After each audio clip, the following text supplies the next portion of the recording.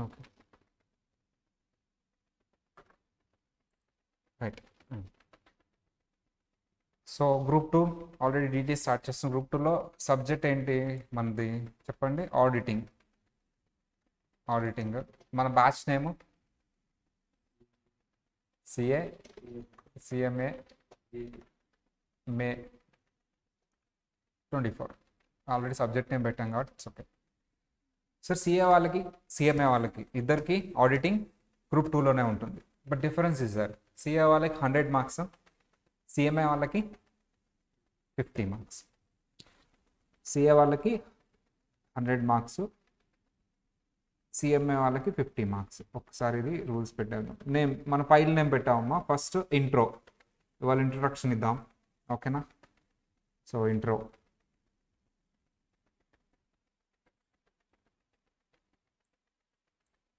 View, rules పెట్టుకున్నాం, బాగుంటుంది.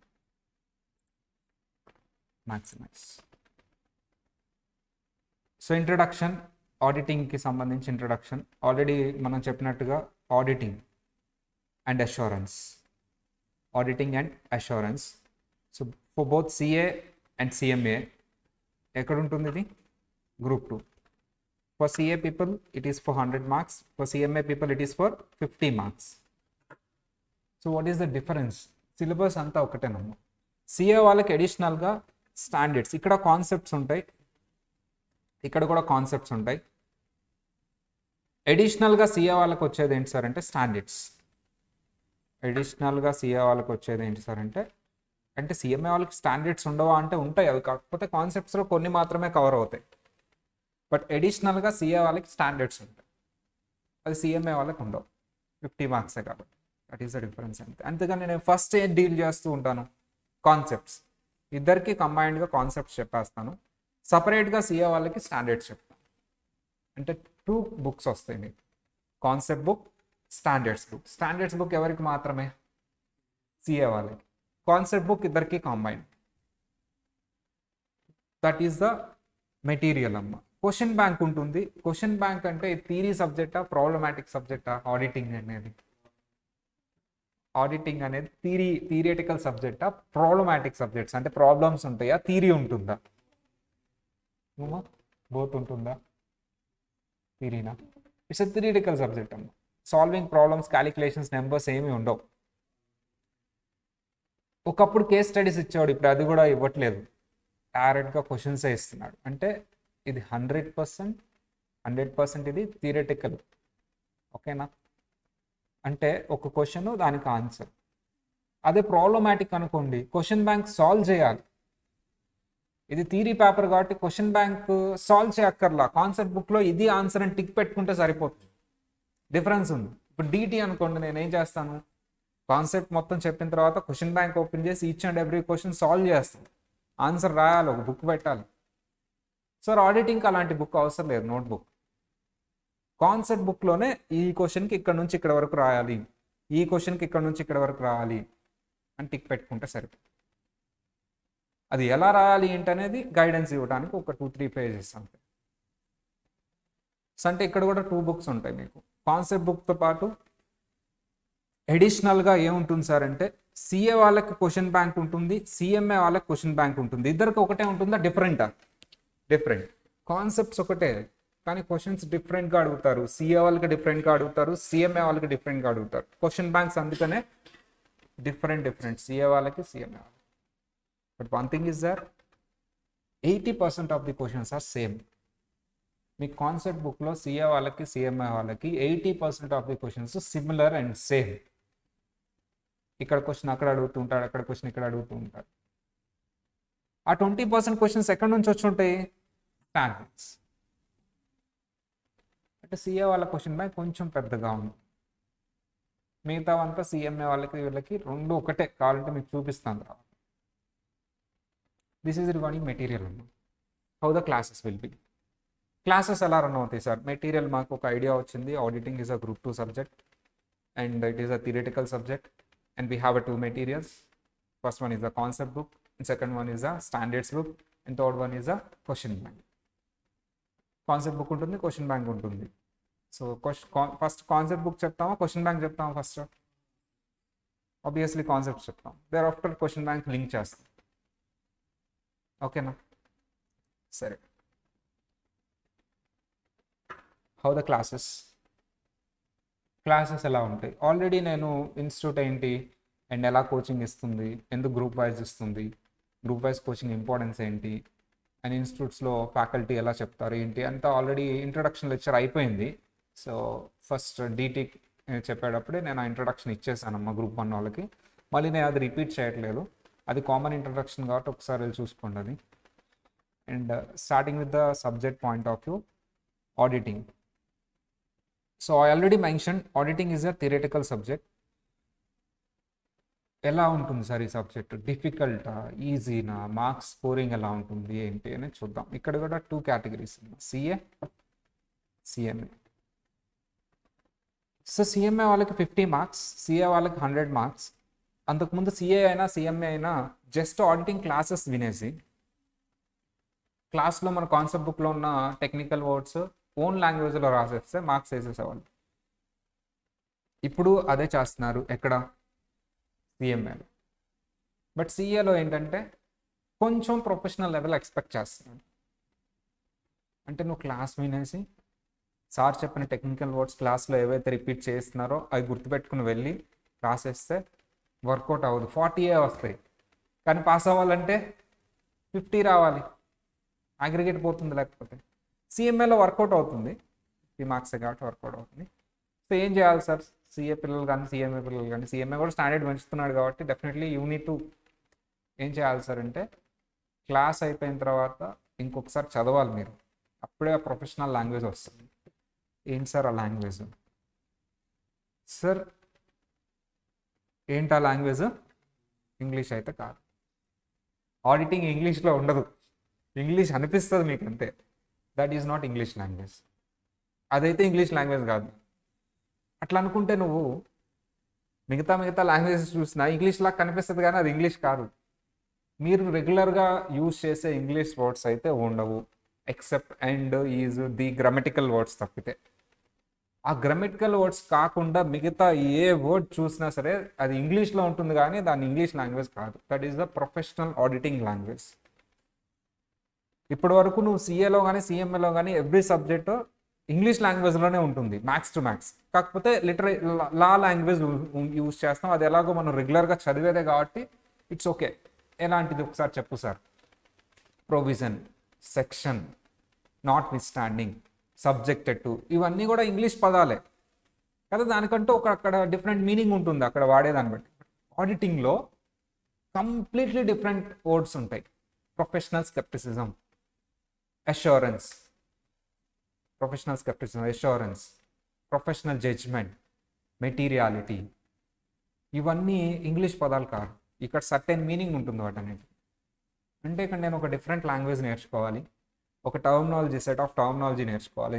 ఈ పర్టికులర్ ఆడిటింగ్లో నీకు కాన్సెప్ట్ తెలిసినా రాయాలి అంటే ఇంగ్లీష్లో రాయకూడదు, ఆ టర్మినాలజీ యూజ్ చేయాలి. అంటే నువ్వు టర్మినాలజీ, సార్ ఈ పదానికి మీనింగ్ ఇది చెప్పాడు, ఈ పదానికి మీనింగ్ ఇది చెప్పాడు అనేది కూడా నేర్చుకోవాలి.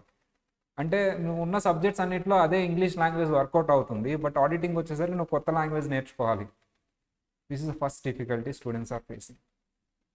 ప్రతి సబ్జెక్టు క్లాసెస్ వినేసి దాన్ని ఓన్గా వెళ్ళి చదువుకొని రాసేయగలడు, ఎందుకంటే అది ఇంగ్లీష్ లాంగ్వేజే కాబట్టి సార్ చెప్పిన ఎగ్జాంపుల్ లింక్ చేసుకొని క్లాస్ సరిగ్గా వినకపోయినా ఇంకొకసారి చదువుకోవడం ఏదో ఒకటి చేయొచ్చు. బట్ ఆడిటింగ్ అది వర్కౌట్ కాదు. నువ్వు కంపల్సరీ ఆ పదం ఎన్నిసార్లు చదివినా సరే దాని మీనింగ్ తెలియదు కాబట్టి మీకు మగ్గప్ చేయడం తప్పితే వేరే ఆప్షన్ ఉండదు. ఒక క్వశ్చన్ అయితే మగ్గప్ చేస్తాను, 2 క్వశ్చన్స్ అయితే మగ్గప్ చేస్తాను, బట్ అక్కడ చాలా కంటెంట్ ఉంటుంది. It is impossible. అందుకనే ఆడిటింగ్ డిఫికల్ట్ అంటారు స్టూడెంట్స్. నేనేమంటానంటే ఫస్ట్ నువ్వు కాన్సెప్ట్ నేర్చుకునేటప్పుడు ప్యారలల్గా లాంగ్వేజ్ కూడా నేర్చుకో, ఆడిటింగ్ లాంగ్వేజ్. అప్పుడు ఆడిటింగ్ నీకు ఈజీ అవుతుంది, చదివినప్పుడు అర్థం అవుతుంది. అర్థం కాకుండా చదివితే అది కష్టం, అండర్స్టాండ్ చేసుకుని చదివితే ఈజీ. ఏ క్వశ్చన్ చదివినా నీకు అర్థమైపోతుంది. ఎందుకు? ఉండేది హార్డ్లీ ఒక 50 to 60 టెక్నికల్ వర్డ్స్ అండి, అవే ఉంటాయి మొత్తం మీద. ఆ టెక్నికల్ వర్డ్స్ మీనింగ్ ఏంటో తెలుసుకుంటే అయిపోయింది ఇంకా. And this is the difficult part of auditing. What is the easiest part? A question తీసుకున్నా అవే పదాలు ఉంటాయి. That is the easiest part of. అదే డిఫికల్ట్, అదే ఈజీ. నువ్వు ఏ ఆన్సర్ అయినా తీసుకో, అవే పదాలు, వాటిని కొంచెం అటు ఇటు చేసి రాయటమే, అదే సెంటెన్స్లు, అవే వర్డ్స్. ఇది ఈజీయా సార్? ఎలా డిఫికల్ట్? ఏ ఆన్సర్ చూసినా ఒకేలా ఉంటుంది. అదే ఈజీ, అదే డిఫికల్ట్. కాకపోతే నీకు అర్థమైనప్పుడు ఓహో ఈ పర్టికులర్ మీనింగ్ ఇది, ఎందుకు ఇలా రాశాడు అని అది మీకు తర్వాత అర్థమవుతుంది. సబ్జెక్ట్లోకి వెళ్ళిన తర్వాత అర్థమవుతుంది. ఏం సబ్జెక్ట్ రానోడు చూస్తే ప్రతి క్వశ్చన్ ఒకేలా ఉంది కదా, అసలు ఒక్కొక్క క్వశ్చన్కి ఒక్కొక్క క్వశ్చన్ డిఫరెన్సే లేదు అని. మనం కానీ వేరే కొరియన్ వాళ్ళని చూసినప్పుడు ఎలా అనిపిస్తారమ్మా, అందరూ ఒకేలాగుంటారు కదా, వాళ్ళకు కూడా అలాగే అనిపిస్తారా? వాళ్ళకి మనం అలా అనిపిస్తాం మేబీ. సేమ్ అలాగే ఉంటుంది. ఆడిటింగ్ ఆన్సర్స్ చూసినప్పుడు ప్రతిదీ ఒకేలా ఉంటుంది, కొంచెం కొంచెం డిఫరెన్స్. కాన్సెప్ట్ లేకపోతే అలా ఉంటుంది. కాన్సెప్ట్ అర్థం చేసుకుంటే అది ఎందుకు అలా రాశాడు, ఇదెందుకు ఇలా రాశాడు, ఇదెందుకు ఇలా రాశాడు. సేమ్ ఫస్ట్ క్వశ్చన్లో వాడిన టర్మినాలజీ ఎక్కడ వాడతాడు, ఫస్ట్ క్వశ్చన్ వాడిన టర్మినాలజీ 5th చాప్టర్లో వాడతాడు. ఎందుకు ఆ పర్టికులర్ పాయింట్స్ ఎక్కడ వాడాడు, కాన్సెప్ట్ తెలిసిన వాళ్ళకి అది అర్థం అవుతుంది. లేకపోతే ప్రతి క్వశ్చన్ ఒకటే ఉంటుంది, ప్రతి ఆన్సర్ ఒకేలా ఉంటుంది. ఏ క్వశ్చన్కి ఏ ఆన్సర్ రాయాలో తెలియదు, అందుకని ఏమీ రాయరు.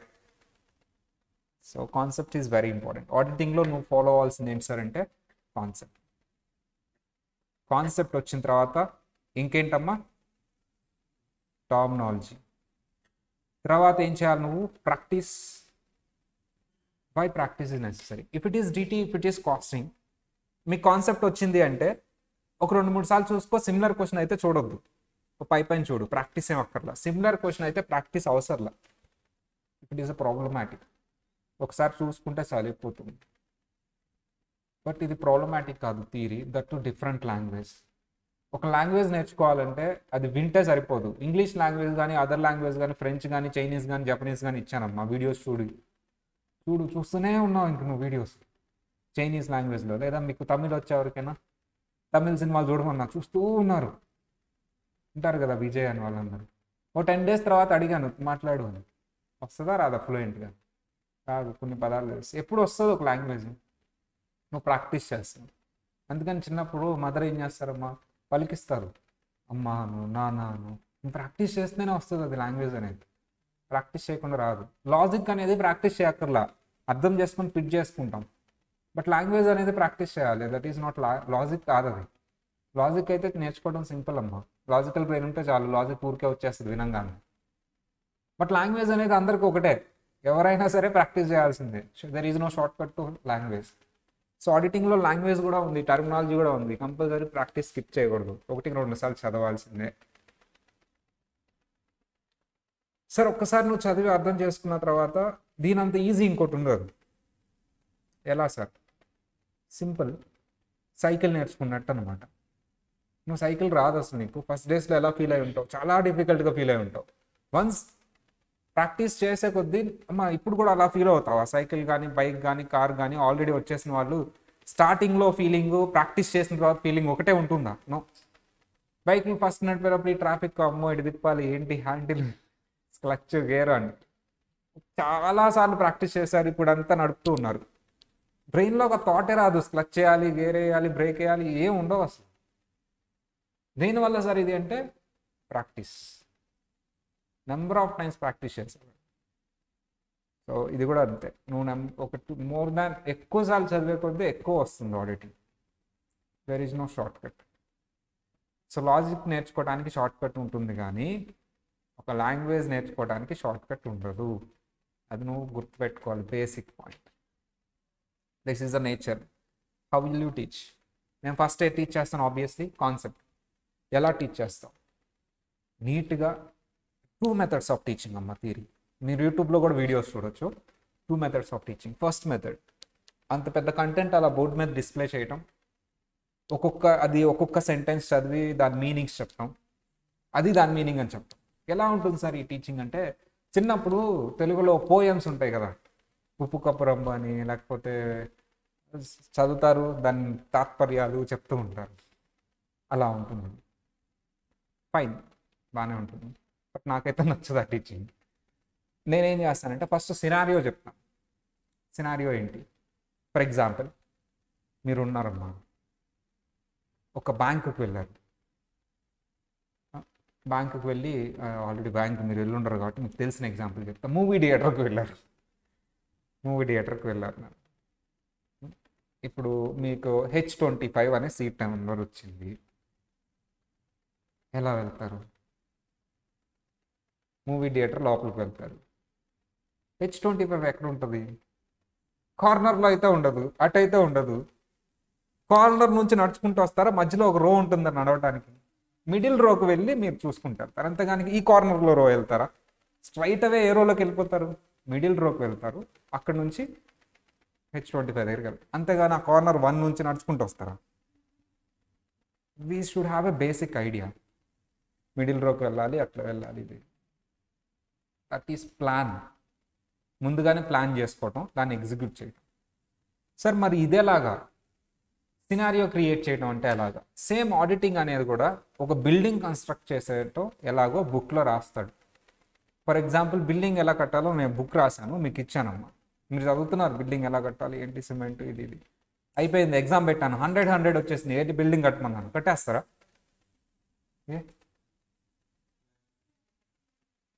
ఇంకొక అతను ఉన్నాడు, అసలు బుక్కే చదవలేదు. బిల్డింగ్ ఎలా కట్టాలో తీసుకెళ్ళి చూపించాను, అతని చేత చేయించాను. సిమెంట్ ఇలా కలపాలి, పట్టుకో కలుపు అది వేసి. బుక్ ఏం చదవలా. ఎవరు అతను కట్టగలడా? ఆడిటింగ్ ఎలా చెప్పాలి? థియరీ చెప్పాలా, ప్రాక్టికల్గా చెప్పాలా? ఇది ప్రాక్టికల్గా చెప్పాలి. ఎందుకంటే ఆడిటింగ్ అనేది ఏంటి, ఎలా వెరిఫై చేయాలి, ఈ కంపెనీ అకౌంట్స్ ఎలా వెరిఫై చేయాలి, ఒక ప్రాక్టికాలిటీని ఒక బుక్లో రాశాడు. నువ్వు ఆ బుక్ తీసుకొని ఒక్కో సెంటెన్స్ చదివి దీని మీనింగ్ ఇది, దాని మీనింగ్ ఇది అంటే ఆడిటింగ్ అయితే రాదమ్మా. మేబీ మార్క్స్ వస్తాయి, 40 మార్క్స్ రావడానికి అంత అవసరం లేదు. ఒక ఓవరాల్ 50 క్వశ్చన్స్ ఉంటే ఆ 50 క్వశ్చన్స్ మగప్ చేయిస్తే 40 మార్క్స్ ఈజీగా వస్తాయి. బట్ ఆడిటింగ్ అయితే రాదు. అంటే నీకు ఎలా చెప్పాలి? ఇప్పుడు ప్రాక్టికల్గా చెప్పాలి కదా, అంతేనా? విజయ్ వాలియా తెలుసా అందరికీ? ఏం చేశాడు? పారిపోయాడా? అయ్యో, స్కామ్ చేశాడు, డబ్బులు తీసుకుని పారిపోయాడు. షోరా? మీ డబ్బులు ఉన్నాయా? నీ డబ్బులు కూడా ఉన్నాయమ్మా? నీ డబ్బులు ఉన్నాయమ్మా? అయ్యో లేవంట. పేరెంట్స్ డబ్బులు అదేలే, పేరెంట్స్ డబ్బులు అంటే మీ డబ్బులే కదా, ఎంత ఉంటాయి? SBI బ్యాంక్లో పెట్టారు, తీసుకుని వెళ్ళిపోయాడు. మరి బ్యాంక్ ఇవ్వలేదా మళ్ళీ మీకు? బ్యాంక్లో డబ్బులు ఇవ్వలేదా మీకు? బ్యాంక్లో డబ్బులు ఇస్తారమ్మా. నీ క్లాసా? గవర్నమెంట్ క్లాసా? సూపర్ అమ్మ. మరి పట్టుకోలేదేంటి, వదిలేశారు ఎందుకు? ఎవరు వెరిఫై చేయలేదా? దొరకట్లేదా? దొరికారా? పట్టుకోరా? ఎందుకు? మనీ ఇసుకోవరా? సో ఇప్పుడు ప్రాక్టికాలిటీకి వద్దాం. Vijay వాలియా is there. ఒక కంపెనీ స్టార్ట్ చేశారు, కింగ్ఫిషర్ కంపెనీ. ఫుల్ ప్రాఫిట్స్ వచ్చినాయి. ఎందుకంటే ఫస్ట్ టైం కనిపెట్టాడు అతను. ఇండియాలో యూత్ అంతా బాగా ఒకటి ఇష్టపడతారో అదే తయారు చేద్దాం అనుకున్నాడు. తెలంగాణలో అయితే అమ్మ పడి చచ్చిపోతున్నారు, ఆంధ్రాలో అయితే అంత ఉండదు. సో తయారు చేశాడమ్మా, క్లిక్ అయ్యింది కింగ్ఫిషర్ బెవరేజెస్. ఫుల్ ప్రాఫిట్స్ అమ్మ. వాళ్ళ ఫాదర్ కూడా షాక్ అయ్యేంతలాగా అతను చేశాడు. వాళ్ళ ఫాదర్ చెప్పాడు, నువ్వు అసలు సక్సెస్ అవ్వవు బిజినెస్లో, నీకు డిసిప్లిన్ లేదు అని చెప్పాడు. అతనేమో 1 ఇయర్లో సక్సెస్ చూపించాడు. బికాజ్ అతని హ్యాబిట్ ఏంటి? డ్రింక్ తాగటం. దాన్నే ఒక డ్రింక్ తాగేస్తాడు. ఈజ్ ఎక్స్పర్ట్ ఇన్ డ్రింక్స్ అనమాట. టేస్ట్ అని స్పెల్ పెట్టి చెప్పేస్తాడు. అదే ఇంప్లిమెంట్ చేశాడు, ఫుల్ సక్సెస్ అయింది. అతను లాంటి వాళ్ళే భలే వాళ్ళు ఉన్నారు. కాబట్టి బిజినెస్ ఎక్స్పాండ్ చేయాలిగా. మరి బిజినెస్ ఎక్స్పాండ్ చేయాలంటే డబ్బులు కావాలి కదా అమ్మ. ఏదో హలో చెప్పు.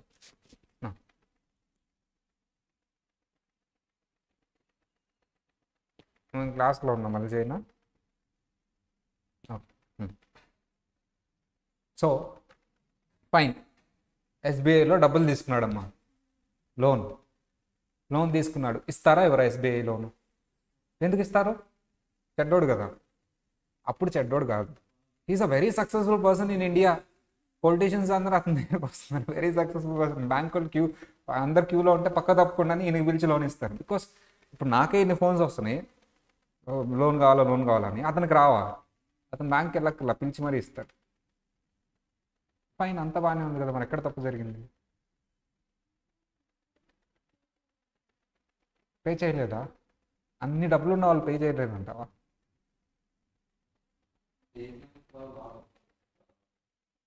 ఎందుకో?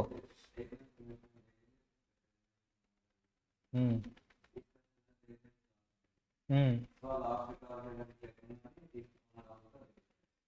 ఉమ్.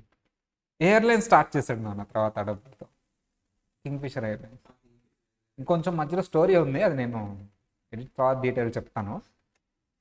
స్టార్ట్ చేశాడు, అది కూడా సక్సెస్ అయిందమ్మా, ఫెయిల్ అయితే అవలా. తర్వాత ఏం చేశారంటే ఇతను ఫుల్ డబ్బులు చూసేసి అప్పటి వరకు బిజినెస్ మీద ఫోకస్ చేశా ఆయన చేయలేదు. డైవర్సిఫికేషన్ ఆఫ్ ఫండ్స్, అన్ని రెండు ప్రాఫిటబుల్గా రన్ అయ్యే వాటిని ఏం చేశాడంటే లాస్లోకి తీసుకెళ్ళిపోయాడు. ఎలా ఏంటి అనేది చెప్తాను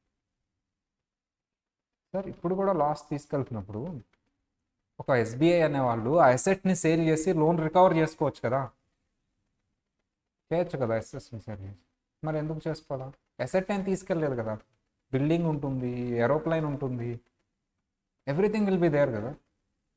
ఒక బిజినెస్ చేస్తున్నప్పుడు క్యాష్ కంటే ఎక్కువ అసెట్స్ ఎక్కువ ఉంటాయి కదా, మరి సేల్ చేసుకోవచ్చు కదా, ల్యాండ్, బిల్డింగ్, ఏరోప్లేన్.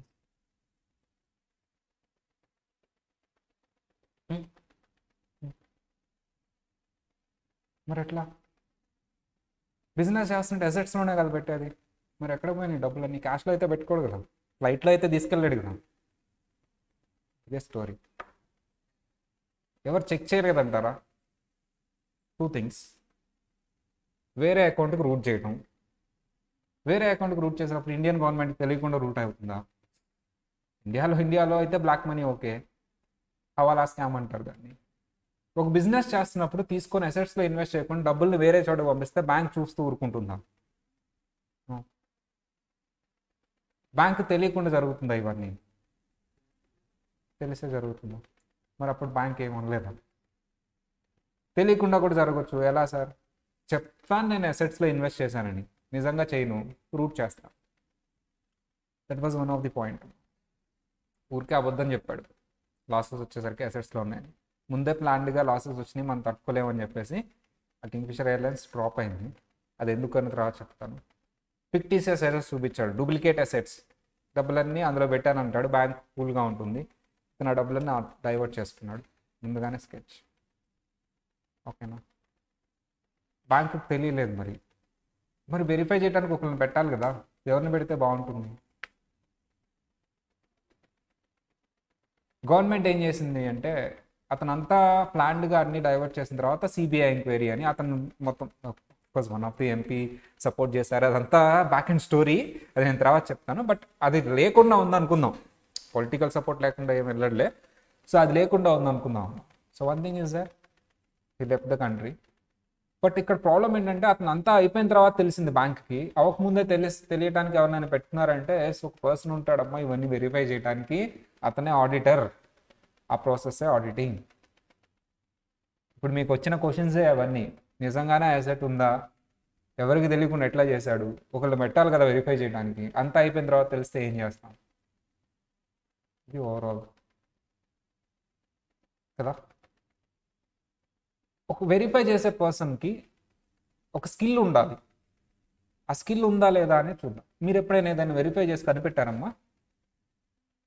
ఇంట్లో కానీ ఎక్కడైనా మీ సిబ్లింగ్స్ కానీ మొన్న కనిపెట్టారా మీరు దొంగతనం చేయడం కానీ తప్పు చేయడం కానీ? మీరే ఒక డిటెక్టివ్ లాగా కనిపెట్టారా చిన్నప్పుడు? ఏం కనిపెట్టావమ్మా అంటే మీకు ఉందా ఆ స్కిల్? నాకైతే లేదమ్మా. ఏం కనిపెట్టావమ్మా? ఐస్ క్రీము నీకు తెలియకుండా ఫ్రిడ్జ్లో తినేశారు, వాళ్ళే తిన్నారని ఎట్లా కనిపెట్టావు? అది చూడటం కనిపెట్టడం కాదు, you have to find out, right? Detective లాగా. అమ్మ అయితే తినదు, డాడీ ఆఫీస్కి వెళ్ళి ఉంటారు, ఇంకెవరు ఉంటారు ఇంట్లో? సిబ్లింగే ఉంటారు కాబట్టి అంతే. వాట్ ఏ డిటెక్టివ్ బ్రెయిన్ అసలు, సూపర్. నువ్వేం కనిపెట్టావు? ఏం కనిపెట్టలేదు అసలు, ఏం కనిపెట్టలేదు. నేను చాలా కనిపెడతాను. టీవీ9 ఏమైనా న్యూస్ వేసిందంటే అనుకుంటూ మొత్తం చూస్తాను మా లాస్ట్లో, ఇది మా సమాచారం, మా విశ్వసనీయ సమాచారం ఇది. ఆటోమేటిక్గా అది నమ్ముతానా నమ్మను. టీవీ9లో న్యూస్ వచ్చింది, లేటెస్ట్గా ఏదో న్యూస్ వచ్చింది, ఎవరో ఏదో చేశారని న్యూస్ చేశారు. నాకు ఒకటే డౌట్, నిజంగా అలా చేశాడా ఏంటి? ఇప్పుడు ఆలోచిస్తూ ఉంటాం. ఈ న్యూస్ వాళ్ళు ఏమో చెప్పారు, మరి నమ్మాలా నమ్మకూడదా? ఫస్ట్ థింగ్ బ్రెయిన్ ఏం చెప్తుంది, ఆల్రెడీ వీళ్ళు చెప్పిన న్యూస్లు 2-3 రాంగ్, ఇది కూడా నిజానికి ఏమైందో తెలియకుండా ఆల్రెడీ లాస్ట్లో చెప్పాడు మేము అనుకుంటున్నామని ఫస్ట్లో నమ్మేశాను. సెకండ్ టైం నమ్ముతాను నేను? ఎందుకు? నా ఎక్స్పీరియన్స్ చెప్తుంది. ఏం చెప్తుందమ్మా? ఎక్స్పీరియన్స్. సార్ ఎక్స్పీరియన్స్ అనేది ఉండాలి సార్. ఇప్పుడు మరి మేము ఆడిటింగ్లో ఏం చేయలేదు కదా, మాకు ఎక్స్పీరియన్స్ ఏం లేదు కదా. నేను క్రియేట్ చేస్తాను ఎక్స్పీరియన్స్, నేను ఆ ఎక్స్పీరియన్స్ క్రియేట్ చేస్తాను. ఓకేనా? కానీ డిఫాల్ట్గా ఒక హ్యూమన్ బీయింగ్కి ఆ డిటెక్టివ్ బ్రెయిన్ అనేది ఉంటుంది ఎంతో కొంత. కొంతమందికి ఎక్కువ ఉంటుంది, కొంతమంది తక్కువ ఉంటుంది. మీకు ఎంతవరకు ఉందో కనిపెడదాం ఇప్పుడు టెస్టింగ్. Detective brain. ఓకేనా? సో అందరిని అడిగే క్వశ్చన్ ఇది, డిటెక్టివ్ బ్రెయిన్ మీకు ఎంతవరకు ఉందో కనిపెడదాం. మీరు ఒక ఆడిటర్, ఇప్పుడు మీరు ఒక ఇంటర్నల్ కంట్రోల్స్ వెరిఫై చేయడానికి వెళ్ళారు. అంటే వాళ్ళ కంపెనీలో కంట్రోల్స్ ఉన్నాయా లేదా చెక్ చేయడానికి వెళ్ళారు. ఇంకేం చెక్ చేయకూడదు, కంట్రోల్సే చెక్ చేయాలి. కంట్రోల్స్ ఒక్కొక్కటి చెప్తూ ఉంటాను, అది బాగుంటే ఎస్ అని చెప్పండి, లేదా నో అని చెప్పండి. ఓకేనా? జాగ్రత్తగా వినాలి. ఎవరైనా దొంగతనం చేసి నేనే దొంగని కనిపెట్టి చూద్దాం అని తోడగొడతారమ్మా వచ్చి, నీట్గా ఫ్రేమప్ చేస్తారా? మేము అలాగే చేస్తాం కంట్రోల్స్. మీకు అర్థమయ్యేలాగా ఫ్రేమ్ చేయంగా. అలా అని చెప్పేసి ప్రతిదీ క్వశ్చన్ చేయొద్దు, ఈ గోడ ఎందుకు తెల్లగా ఉంది అట్లా అనకూడదు. That is not detective brain. ఓకేనా? So start. అదొక సూపర్ మార్కెట్. ఏ మార్కెట్ అమ్మా అది? అన్నీ డయాగ్రామ్స్ చేయాలి, ఏం చేస్తాం. ఇవమ్మా అది ఒక super market. This is super market, చాలా ఉంటాయి. ఇది బిల్లింగ్ కౌంటరు. ఈ సూపర్ మార్కెట్లో అన్ని ప్రొడక్ట్స్ తీసుకుంటుంది. సూపర్ మార్కెట్ అయితే కలెక్షన్ ఏం వస్తుందా? బ్యాంక్లో వస్తుందా, క్యాష్లో వస్తుంది? ఎక్కువ క్యాష్లో వచ్చింది. ఈ క్యాష్ అంతా రోజు చాలా కలెక్ట్ అవుతుంది. దాన్ని ఏం చేయాలి? బ్యాంకులో వేయాలి. ఎప్పుడు వేయాలి? 1 అవర్కి ఒకసారి వేద్దామా? డే వైజా, వీక్లీనా, మంత్లీనా? At the end of the day collect చేసుకుని ఆ రోజు నైట్ 11 o'clockకి మూసేస్తాం. 11 o'clockకి వెళ్ళి బ్యాంక్ తలుపు కొడుతున్నాయి, ఎత్తి తలుపు తీయండి. Next day. Okay, right, super. అదే కంట్రోల్ రాసా. The cash collected this day is deposited in the next day. This is our control. అయిపోయింది. కామెంట్. మా కంట్రోల్ బాగుందా లేదా ఇస్తాను చెప్పండి. నా కంట్రోల్ బాగుందా లేదా ఇస్తారు నాకు చెప్పండి. బాగుంటే ఎస్ అని చెప్పండి. No problem sir, it is fine అంటే yes. No there is objection your honour అని చెప్పండి.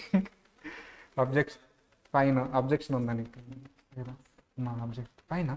ఆన్లైన్ వాళ్ళు ఏమన్నా అబ్జెక్షన్ ఉందా మా కంట్రోల్లో? ఈరోజు కలెక్ట్ అయిన క్యాష్ నెక్స్ట్ డే డిపాజిట్ చేస్తాం బ్యాంక్లో. Is there any objection? Fine. అమ్మయ్యా, వాళ్ళకి తెలుసు ఆ question. That is the objection. అర్థమైందా? ఏంటి అబ్జెక్షన్? హాలిడే అప్పుడు ఎలా డిపాజిట్ చేస్తాం? అదే నా గ్రేట్నెస్. నేను భలే రాసి మీ అందరికి అనుమానమే రాలేదు చూడండి, అసలు డౌటే రాలేదు. వచ్చిందా డౌట్?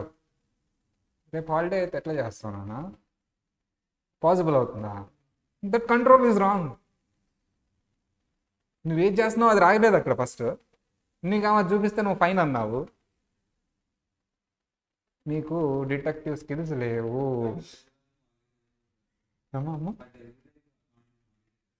ఓకే ఫైన్, వీక్లో 5 days ఓకే, బట్ ఆ 1 day అక్కడే కదా ఫ్రాడ్ జరిగేది. ఫ్రాడ్ రోజు జరిగిద్దా? ఒకసారే జరిగిద్దా?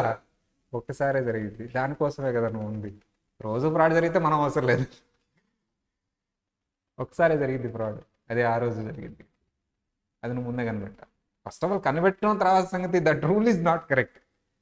మన పని ఏంటి? ఆ రూల్ కరెక్టా కాదా, పాయింట్ కరెక్టా కాదా అని డిసైడ్ చేయటం, రిపోర్ట్ ఇవ్వటం. But that point is not correct, that control is not correct. Whatever he is doing అదేమో రిప్రజెంట్ చేయలేదు. ఒకవేళ అదే రైట్ అనుకుంటే that is not practically valid కదా. కదా? అవును, ఈ ఈవీఎం మిషన్స్ ఉంటాయి కదా, అది చేస్తారేమో. డిపాజిట్ మిషన్స్ ఉంటాయి కదమ్మా, అది చేస్తారేమో కదా, బ్యాంక్ లేకపోతే ఏమి కదా. ఇది కూడా నేనే రైట్ చేశాను, మీరు రైట్ చేయలేదు. సో ఇప్పుడు అర్థమైందా? సో ఫస్ట్ ఆఫ్ ఆల్ నువ్వు ఆడిటర్ అవ్వాలి అంటే నీకు స్కెప్టిక్ మైండ్, క్వశ్చనింగ్ మైండ్ ఉండాలి. క్వశ్చనింగ్ మైండ్ అంటే ఏంటి సార్ అంటే, ఫర్ ఎగ్జాంపుల్ నేనున్నానమ్మా, జాగ్రత్తగా వినండి, నేను అన్నీ కరెక్ట్గా చెప్తా, నిజాలే చెప్తా, పర్ఫెక్ట్గా ఉంటాయి. నేను గాంధీ గారు ఇక్కడే టీ తాగేవాళ్ళం అప్పట్లో ఏం ఉండే కాదమ్మా, సెకండ్ ఇయర్ ట్రైన్ లేవు అక్కడ, బేగంపేట మనకి రైల్వే స్టేషన్ ఉండేది, ఇక్కడ టీ తాగేవాళ్ళం. అప్పుడు అనుకున్నాం ఇన్స్టిట్యూట్ పెట్టాలని. ఇట్లా ఇలా స్టోరీలు చెప్తాడు క్లయింట్, నువ్వు నమ్మేసావు అనుకో బాగానే ఉంటుంది, నేను చెప్పిన స్టోరీ కంటే దారుణంగా ఉంది. నువ్వు నమ్మకూడదు. First of all you should have some questioning mind. ఇది ఎందుకు కరెక్ట్ అవ్వాలి, ఇది రాంగ్ అయ్యే ఛాన్స్ ఉంది కదా, దాన్నే స్కెప్టిక్ మైండ్, క్వశ్చనింగ్ మైండ్ అంటే అది ఉండాలి మీకు. అప్పుడు నేను చెప్పేదంతా మీకు కరెక్ట్గా అర్థమవుతుంది. నేను ఒక సినారియో ఇప్పుడు నేను సినారియో క్రియేట్ చేశాను, సినారియో ఎక్స్ప్లెయిన్ చేశాను, ఆ సినారియో క్రియేట్ చేశాను, మిమ్మల్ని వదిలేను అందులో. మీరు ఎలా కనిపెట్టాలో చూద్దాం అన్నారు, మీరు కనిపెట్టలేకపోయారు. సో ఇలా కనిపెట్టాలంటే మీరు యాక్సెప్ట్ చేశారు, అదే బుక్లో రాశాడు, professional scepticism is a questioning mind. అయిపోయింది పాయింట్. అదే నేను ఓన్లీ ప్రొఫెషనల్ స్కెప్టిసిజం అంటే క్వశ్చనింగ్ మైండ్ అని చెప్పేసి వదిలేశాను. మీకు తెలియదు ఆ క్వశ్చనింగ్ మైండ్ అంటే ఏంటో, ఎక్కడ వాడతారో తెలియదు. ఇప్పుడు అర్థమైందా ఎక్కడ వాడతారు ఏంటి అని? నువ్వు ఏ నేచర్తో ఉండాలి? Questioning mind. క్వశ్చనింగ్ మైండ్ అంటే ఏంటి?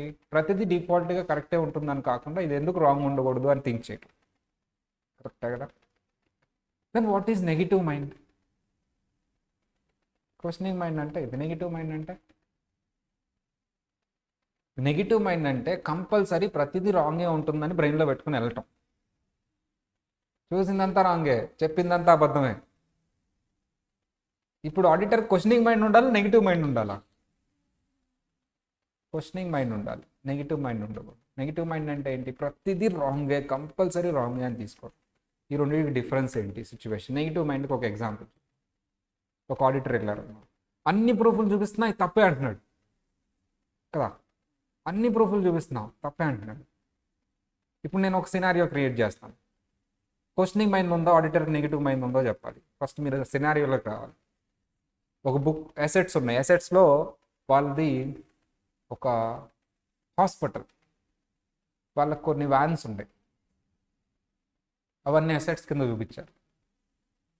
ఏమా అసెటే కదా వ్యాన్, అవి మీరు చెక్ చేయాలి. ఎలా చెక్ చేస్తారు? వ్యాన్ చెక్ చేయాలి. ఒక్కొక్కటి 10 lakhs 15 lakhs పెట్టి చూపించాడు బుక్లో.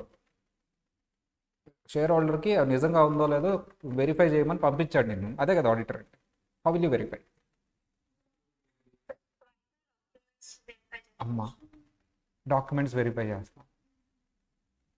అవును ఉన్నాయి కదా, అసెట్ ఉంటేనే కదా రాసేది. నువ్వు ఎందుకు అనుమానం పడుతున్నావు? నీకు నెగిటివ్ మైండ్ ఉందా, క్వశ్చనింగ్ మైండ్ ఉందా? క్వశ్చనింగ్ మైండే, నెగిటివ్ మైండ్ కాదు. నెగిటివ్ మైండ్ అంటే నేను ప్రాజెక్ట్. సరే ఎలా వెరిఫై చేస్తారు మీరు చెప్పండి. ఏం డాక్యుమెంట్స్? కొన్నప్పుడు ఉన్న బిల్లు, రిజిస్ట్రేషన్, ఆర్సీ ఇచ్చాడమ్మా, తీసుకొచ్చి ఇచ్చాడు. ఇందులో మన దగ్గరగా ప్రింటర్, కలర్ ప్రింటర్లు కూడా పెట్టాం.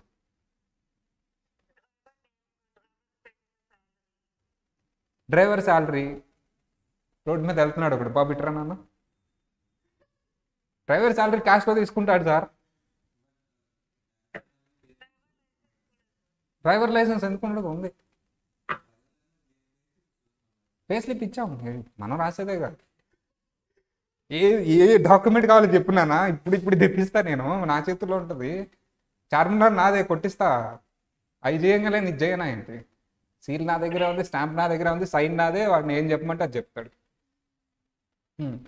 హాస్పిటల్ చాలామంది ఉంటారు మా దగ్గర, ఏది కావాలంటే అది చెప్పిస్తాను. చెప్పండి ఇంకేం వెరిఫై చేస్తాను. డాక్యుమెంట్లు ఇచ్చాను, ఇంకేం కావాలి సార్ మీకు? డాక్యుమెంట్లు ఇచ్చాను, ఆర్సీ ఇచ్చాను సార్, ఇంకేమన్నా కావాలా సార్? పెట్టండి, సైన్ పెట్టండి, ప్లస్ ఉన్నాయని. పెడతారా?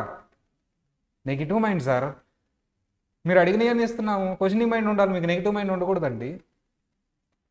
నా మొహం చూస్తుంటే దొంగలా కనిపిస్తున్నాను నేను. అది నెగిటివ్ మైండ్. మీరు అడిగినవన్నీ ఇస్తున్నాం కదండి, మరి అడగండి, ఏం అడగండి చెప్పి. ఇప్పుడు మీరు మనిషిని తీసుకొస్తే కాదంటారు, రికార్డ్ అంటే ఏమో దొంగ రికార్డ్ అంటారు.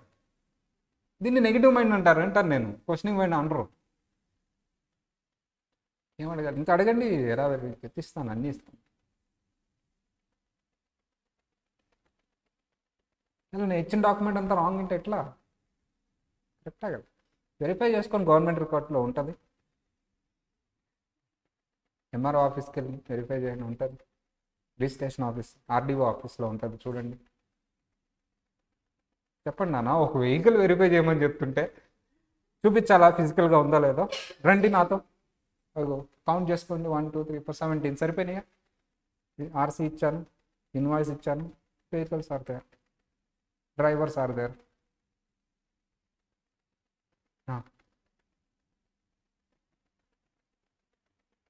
సైన్ రిపోర్ట్ ఇవ్వరా? నెగిటివ్ మైండ్ నా, దిస్ ఈజ్ నెగిటివ్ మైండ్. మీకు ఎవిడెన్స్ లేకుండా తప్పు అనకూడదు కదా. క్వశ్చనింగ్ మైండ్ అంటే ఏంటి? నీకు అనుమానం ఉంటే తప్పు అయితే నేను చూపిస్తున్నాయి అని చెప్పి అందులో ఇన్వాయిస్లో ఉంది కదా డేట్.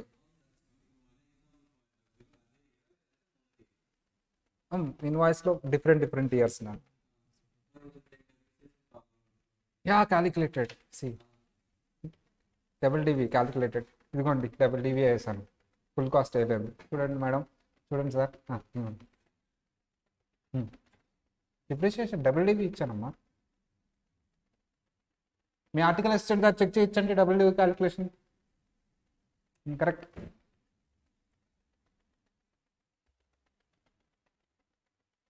మీరు అడగండి, సరే ఇంక సైన్ చేయండి, ఇంకా సైన్ చేయండి, అన్నీ చూపించాం కదా. ఉన్నాయా లేవా? ఇంకేం చూస్తాయి? నెగిటివ్ మైండ్ అండి మీది. ఇప్పుడు అర్థమైందా questioning mind negative mind difference?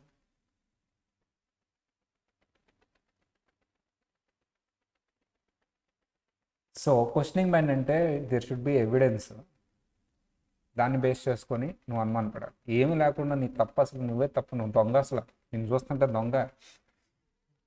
Yes మా, మీరు ఈ సిచ్యువేషన్లో నెగిటివ్ మైండ్తో ఉన్నారు, కానీ ఇక్కడ ఫ్రాడ్ ఉంది. ఫర్ ఎగ్జాంపుల్ ఇది జెన్యూన్ అయితే నెగిటివ్ మైండ్, బట్ ఇక్కడ ఫ్రాడ్ ఎలా ఉంటుందో నేను చెప్తాను. ఇక్కడ వరకు నెగిటివ్ మైండ్ అంటే ఏం అర్థమైందా? అన్నీ చూపించినా అన్నీ ఉన్నా సరే నువ్వు అసలు ఫ్రాడ్ అయ్యా, నీకు కనిపెట్టలేకపోతున్నాను అంతే, నువ్వు నిజంగా దొంగ, అసలు నువ్వు పాప మాట జెన్యూనే, అన్నీ ఇచ్చాడు, అన్నీ కరెక్ట్గానే ఉన్నాయి, అయినా సరే నువ్వేం చేస్తున్నావు? అన్నీ చూపించినా ఏం చూపించినా నేను సైన్ చేయను, నువ్వు తప్ప, అసలు నీ ఫేస్ మీద నువ్వు మైండ్లో బోర్డు వేసుకుని ఉన్నావు అంటే దట్ ఈస్ నెగిటివ్ మైండ్. నీ క్వశ్చనింగ్ మైండ్ ఉండాలా, నెగిటివ్ మైండ్ ఉండాలా? ఇలా ఒక సినారియో క్రియేట్ చేస్తే నీకు అప్పుడు ఓకే అంటారు. ఇక్కడ ఫ్రాడ్ ఎలా జరుగుతుందని చెప్పి నీకు డాక్యుమెంట్ ఇచ్చాను, దొంగ డాక్యుమెంట్ ఒక వెహికల్ 16 ఉన్నాయి, 17 నేను అమ్మేశాను, 17 వెహికల్ అమ్మేశాను నేను. మరి నీకు డాక్యుమెంట్ ఎలా ఇచ్చాను? ఫేక్. సరే డాక్యుమెంట్ ఇచ్చినప్పుడు, అమ్మేసినప్పుడు అక్కడ 16 ఉండాలి కదా, 17th ఎలా వచ్చింది? That is also fake. Number plate ఉంది కదా, that is also fake. Fake అయితే ఏముంది? వెహికల్ ఉంది కదా, వెహికల్ ఉంది కదా నాన్న, వెహికల్ డిప్పే ఉంది, లోపల ఇంజన్ లేదు, నువ్వు అది చూడలే, నువ్వు నెక్కేసుకున్నావు ఫిజికల్గా, అది ఓన్లీ బాడీయే ఉంది, లోపల ఇంజన్ లేదు. ఇంజన్ అమ్మేసాను, వేరే దానికి పెట్టేసి ఇంజన్ మార్చాను, వేరే డూప్లికేట్ వెహికల్కి ఇంజన్ మారుస్తారులే మా ట్రక్కులకి, ఆ చెడిపోయిన ఇంజన్ దీనికి పెట్టా, చక్కగా అమ్మేసా. షేర్ హోల్డర్ డబ్బులు నేను చక్కగా అమ్మేస్తున్నా, షేర్ హోల్డర్కి ఉందని చెప్తున్నా, వాడు కూడా ఉందనుకుంటున్నాడు, ఆడిటర్ కూడా ఉందని సైన్ చేస్తున్నాడు. ఏం చూస్తున్నాడు? డాక్యుమెంట్, వెహికల్ ఉందో లేదో physical verification. This is the scenario. Negative mind తీసేయండి ఎగ్జాంపుల్, అక్కడితో అయిపోయింది. అంటే జెన్యూన్గా ఉన్నప్పుడు నేను negative mind, but this is the scenario. Fraud ఏంటో నేను చెప్పేశాను, అది మీరు ఎలా కనిపెడతారు? నేను ఇలా ఫ్రాడ్ చేస్తున్నాను, how will you verify? Document చూస్తే పని అవ్వదు, వెళ్ళి ఫిజికల్గా ఉందో లేదో చూస్తే పని అవ్వదు, నెంబర్ ప్లేట్ కూడా మ్యాచ్ అయింది, how will you verify? Engine మార్చానంట. ఎక్కడ ఉంటుందానా?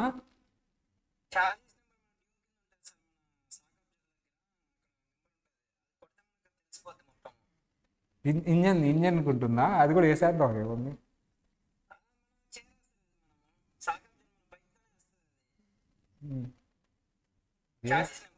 ఓకే ఆ నెంబర్ చేసేద్దామమ్మా, రాసేద్దాం. ఇక్కడ కొట్టి నీకు అనుమానం లేకుండా రాయిచ్చేద్దాంలేమ్మా.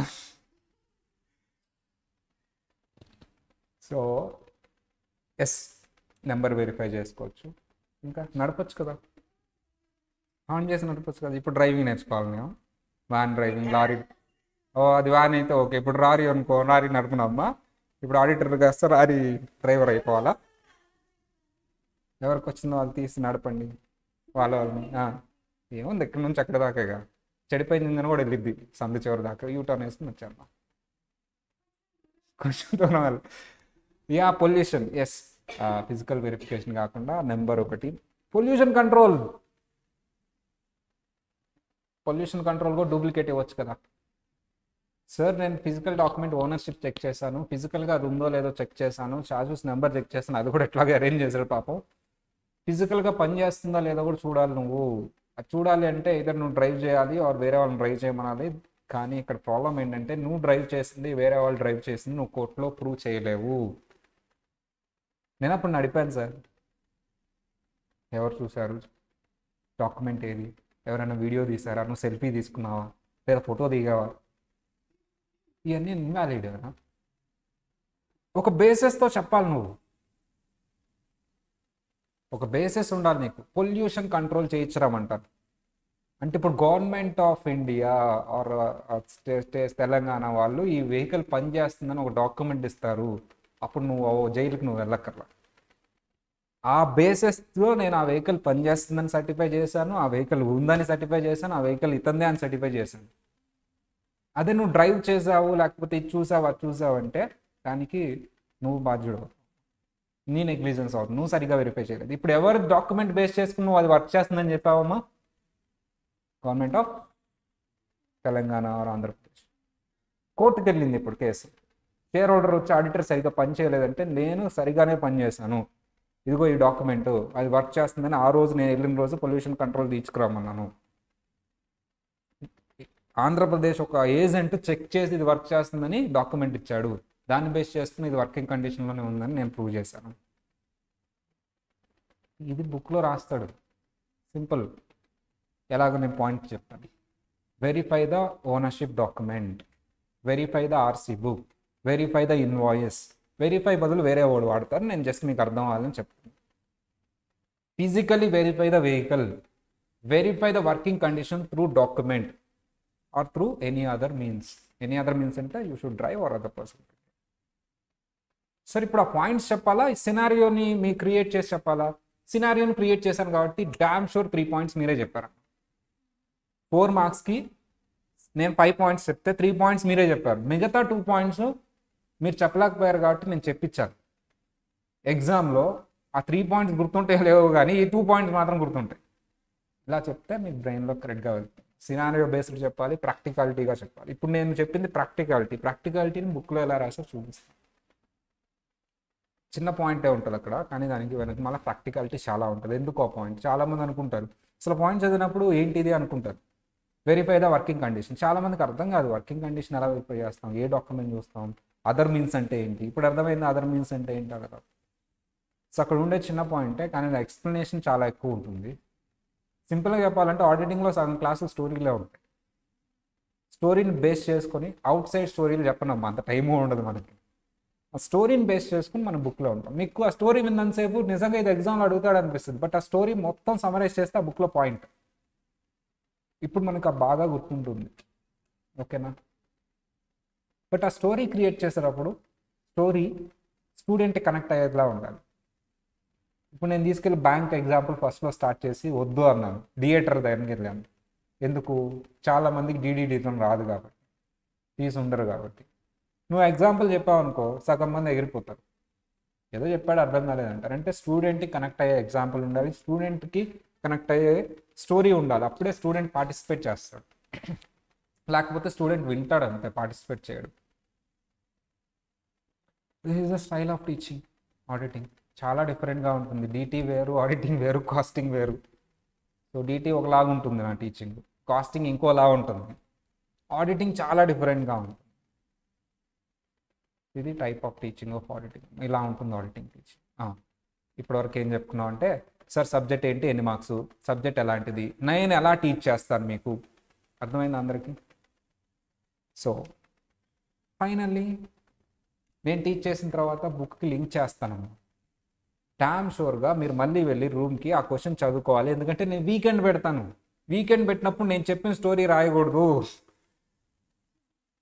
నేను ఇప్పుడు ఏదో సింపుల్ వర్డ్స్లో వెరిఫై దిస్ అని ఆ కీవర్డ్స్ అండర్లైన్ చేస్తాను, దాని వెరిఫై ప్లేస్లో వేరే పదాలు వాడాలి, అదేంటో కూడా చెప్తాను. నువ్వు 2-3 సార్లు చదివితేనే అది వస్తుంది ఆ లాంగ్వేజ్. లేకపోతే నేను చెప్పిన స్టోరీ గుర్తుంటుంది, పాయింట్స్ కూడా గుర్తుంటాయి, బుల్లెట్ పాయింట్స్ రాసి వస్తాను చక్కగా. వెరిఫై దిస్, వెరిఫై దట్ అని చెప్పేసి హాఫ్ మార్క్స్ వస్తాయి. హాఫ్ మార్క్స్ అంటే పాసే కదా, 100కి 50 పాసే కదా నాన్న. మనం రాసేదే హాఫ్, అందులో హాఫ్ అంటే 25.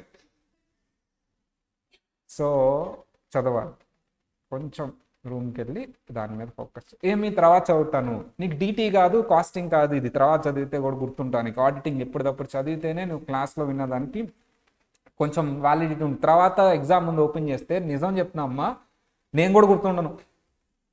ఈ రోజు చెప్పింది తర్వాతే గుర్తుండదు, అన్ని స్టోరీలు చెప్తావు. ఆ రోజు చెప్పింది బాగానే ఉంటుంది, ఆ ముందు రోజు ఫస్ట్ రోజు చెప్పింది అవన్నీ ఎగిరిపోతాయి బ్రెయిన్లోకి. Because that is the human brain capacity అమ్మా. It is a very beautiful thing.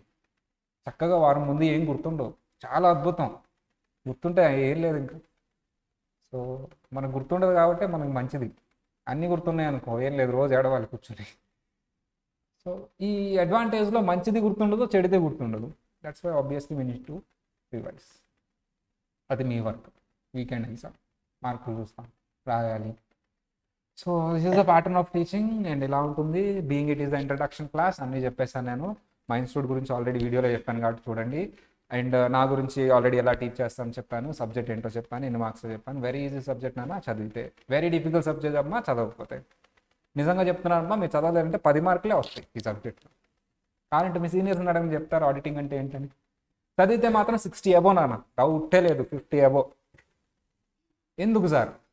అక్కడ వాడు వాల్యూ చేసేవాడు ఒక పేపర్ చూస్తేనేమో తలకైనా వస్తుంది, మీ పేపర్ చూస్తే బాగుంటుంది. ఎందుకంటే కంపారిజన్లో మీరు బాగుంటున్నారంతే, మీరేం బాగా రాయట్లా.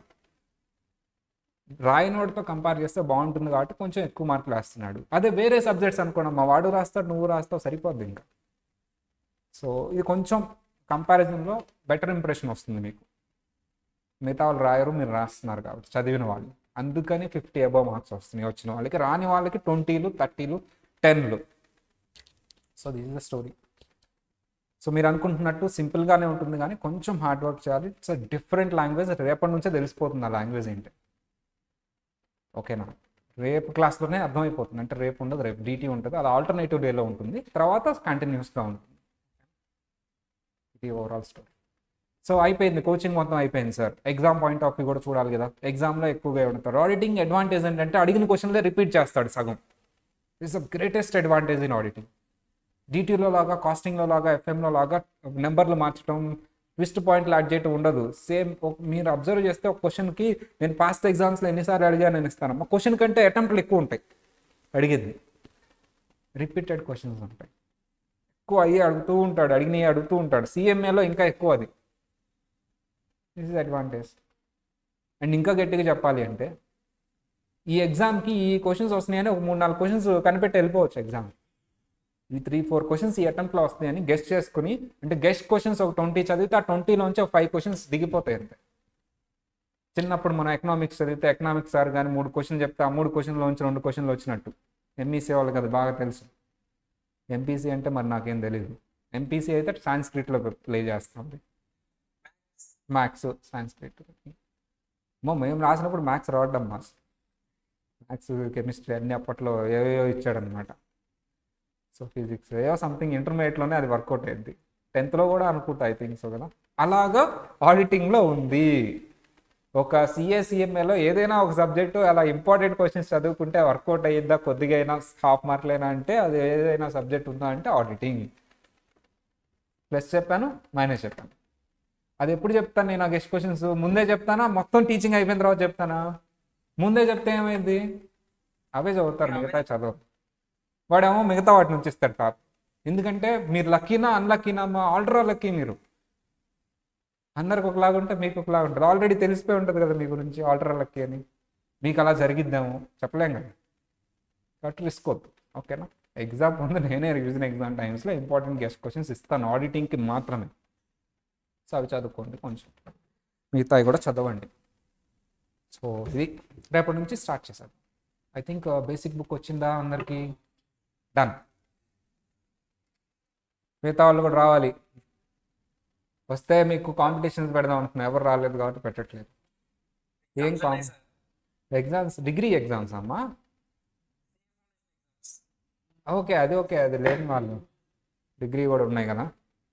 సార్ చూడండి మరి, వస్తే మీకు typing competition, stage presentation competition ఇవన్నీ ఉంటాయి అన్నమాట. వాటిలో గిఫ్ట్లు కూడా ఇద్దాం అనుకుంటున్నాం. యాక్చువల్లీ మేము పెట్టలేకపోయాం లాస్ట్ 4 months, మేము సిలబస్లు చెప్పడం చాలా హడావిడి అయిపోయింది. ఎందుకంటే మేము స్టార్ట్ చేసిందే September 5th కోచింగ్. దాని తర్వాత సండే కూడా పెట్టాం క్లాసులు. అట్లా పెడితేనే అయింది. అక్కడ మేము సెలబ్రేట్ చేసుకోవడం కానీ ఏం కుదరలేదు మాకు. ఇప్పుడన్నా చేద్దాం, మా పిల్లలు బాగా కష్టపడ్డారు బాబు. పాస్ ఆఫ్ అయ్యేలా తర్వాత సంగతి, కొంచెం కష్టపడి రాశారు వెళ్ళి బాబు. మేముందమ్మా, మాకు ఎప్పుడు అలవాటు క్లాసులు చెప్తాం. బట్ వాళ్ళు కూర్చొని విని రివిజన్ ఎగ్జామ్స్ రాసి వెళ్ళి ఎగ్జామ్కి వెళ్ళి అటెండ్ అయ్యారంటే చాలా గ్రేట్. అది అంత తక్కువ టైం.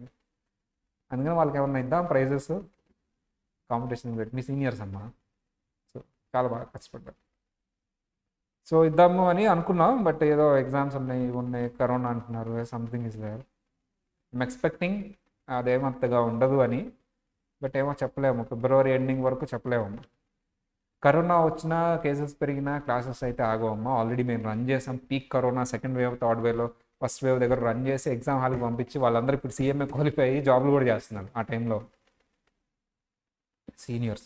ఇప్పుడు కూడా మెసేజ్ వచ్చింది, CMA ఇంటర్వ్యూ అయిన వాళ్ళు ఫైనల్ కోచింగ్ కోసం మన దగ్గర. మనం ఫైనల్ ఇంకా స్టార్ట్ చేయలేదు, హైదరాబాద్ బ్రాంచ్ వచ్చి రావటం వల్ల. సో దట్స్ వై మీరు కూడా ఏం భయపడొద్దు కరోనా అనేది. లైవ్ స్ట్రీమింగ్ ఉంటుంది, ఎగ్జామ్స్ ఉంటాయి, ఎవ్రీథింగ్. సార్ వాళ్ళు అందరూ అవైలబుల్గా ఉంటాము, అందరం క్లాసెస్ చెప్తాం. క్లాసెస్ అయితే ఆగేదే లేదు. ఆ తుఫాన్ వచ్చినా, వర్షం వచ్చినా, వరద వచ్చినా క్లాస్ జరుగుతుంది డెఫినెట్లీ. అండ్ ఇంకా గట్టిగా చెప్పాలంటే మేము ఏంటంటే ప్లాను, ప్రతిసారి వాళ్ళ హౌస్లోనే ఒక సెటప్ చేసేసాం. ఇప్పుడు నా హౌస్ ఉంది, నా రూమ్ సెటప్ పెట్టేసుకున్నాం ముందు జాగ్రత్త. అలా ప్రతిసారికి వాళ్ళ ఇంట్లోనే సెటప్ పెట్టేశారు.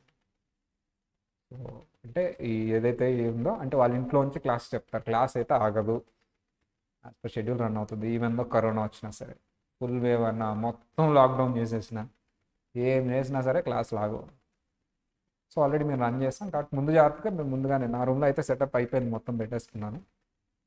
సో ఇంకా విశ్వనాథ్ సారు వాళ్ళ దగ్గర అరేంజ్ చేస్తాం ముందు జాగ్రత్త. వెల్ అండ్ గుడ్, ఏం లేదు, అంత వేవేం లేదు, పెద్ద ఏం లేదు, కేసెస్ ఏం లేవు అంటే ఫైన్.